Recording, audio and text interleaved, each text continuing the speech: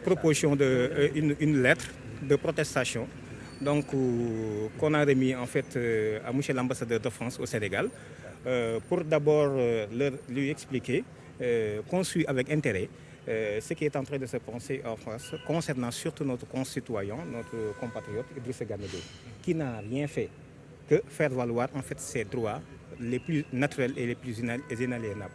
Vous savez, la France est souvent présentée comme étant un pays de droit et de liberté. Et souvent, il se targue même de dire qu'il est interdit d'interdire en France. Mais c'est cela même que, tout simplement, Idrissa Gana Gueye a fait prévaloir. Ils sont libres de défendre des causes. Ils sont libres de les soutenir. Mais Idrissa Gana Gueye aussi est libre de ne pas soutenir ces causes-là. Je pense que ceci ne devrait même pas faire l'objet de débat. Hein?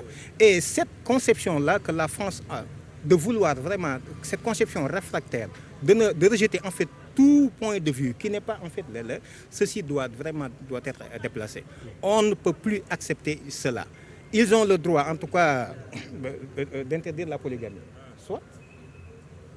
Mais ils ne peuvent pas imposer les gens aussi à soutenir des causes en fait vraiment que leur religion, leurs us en fait réprimandent et rejettent. Nous réitérons notre soutien indéfectible à Idrissa Gana Gueye, vraiment qui a exprimé à travers son acte la position du Sénégal et des Sénégalais. J'allais dire même des Africains. Nous ne connaissons pas en fait cette abomination-là.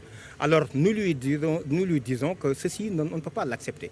Et vraiment, on l'a même inséré dans le document, que si sanction il y a en son encontre, nous appellerons aussi le peuple sénégalais à boycotter tous les intérêts de la France et tous les produits français ici au Sénégal.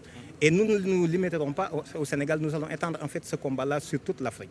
Parce que vraiment, cette conception vraiment unilatérale, une vogue de vraiment à vouloir imposer à tout le monde ses idées, ses idéaux, ceci doit cesser.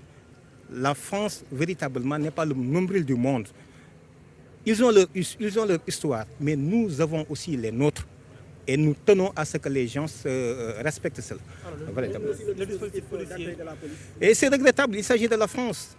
Le simple fait de vouloir déposer un courrier, qu'est-ce qui nécessite en tout cas ce dispositif-là? Ceci devrait interroger et faire interroger aussi que le peuple sénégalais en tout cas s'éveille. En tout cas de cette relation-là, vraiment regrettable.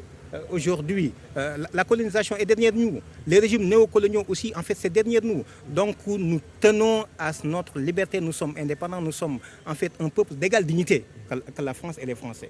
Ceci, aujourd'hui, si des Sénégalais avaient, en fait, les mêmes revendications, ou bien les Français avaient les mêmes revendications en France, vous ne verrez pas, en fait, ce dispositif-là pris par l'autorité française. ndax tout simplement, dafa bañ boole image am ak soutien bi nga xam ne dañ ko doon defal les LGBT muy célébrer le 17 mai bi nga xam ni ci la ñu boole woon mbirum góor jigéen ci mbir yu normal yi depuis 1990.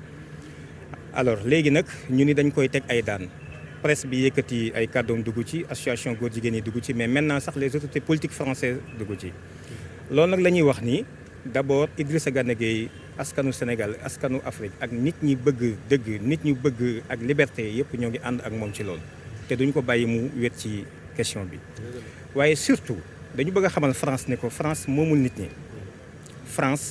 ñi te loolu il faudrait que ñu xam ko déjà boo gisee lii xew ni rek ci ngay gis ni véritablement am na loo xam dafa war a soppeeku France ñoom ñooy kan waxtu ne dañuy présenté comme étant ñoom réew mi nga xam ne réewu liberté lañ dañuy wax sax ñoom ni dañuy tere ku tere waaye ku tere kañ Idrissa Gana Gueye sañ na ni man lii du ma ko soutenir li leen may ñoom ñu ni dañuy soutenir cause boobu moo may Idrissa Gana Gueye mu ni moom du ko soutenir te loolu dafa refléter la position du Sénégal et des Sénégalais muy ñi nekk ci bois sacré bi muy catholique yi nekk ci réew mi muy jullit yi nekk ci réew mi kon loolu la ñu ñëwoon pour wan leen ko wan leen nag ni leen ni benn décision sanction bu ñu jël mu jëm ci Idrissa Gana Gueye réciprocité bi danañ ko appliquer fii ci Sénégal lépp luy intérêt bu France danañu ko boycotté danañ woo askanu Sénégal ñu boycotté te duñu yem ci loolu aussi lépp lu ñu yoon may danañ ci taxaw ba moom ñu bañ koo néewal doole ñu bañ koo daan bañ a boole image am ci loolu du moom rek moo ko def wala boog li muy sénégalais moo tax ñu ciblé ko wala li muy africain la wala li muy jullit la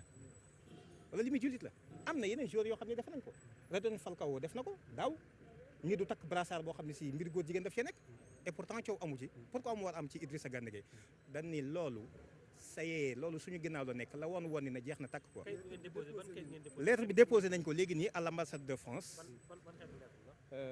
dañuy protester li ma wax nii ci wolof lañ ci wax rek xamal leen ni ñoo ngi leen di déglu ndax gis nañu sax le conseil de l'éthique de la fédération française bu ma jumul mi ngi bind bataaxal Idrissa Gana Gueye di ko wax ni ko léegi na photo wu ak moyo bi ba noppi tamit na def benn vidéo dama ne loolu ñoo ngi koy xaar duñu ko may bu ko neexee na ci bañ na leen bañ a soutenir ñoom ils sont libres de faire ce qu'ils veulent mais moom on ne peut pas l'obliger de mais absolument dana ci egg déposé nañ ko ci ambassade bi. alors convocation bi fédération bu weesoo loolu convoqué na Gana Gueye pour mu joxe explication lan ngeen di xaar également ci fédération sénégalaise de football. mais bien sûr c'est-à-dire tey jii Sénégal gépp ñoo war a jóg soutenir ko ñoo ngi rafetlu soutien bi nga xam ne si président de la République def na ko mais ñoom ñëpp ñoo war a jóg institution yu Sénégal ñëpp taxaw comme un seul corps pour jàppale Idrissa Gana Gueye.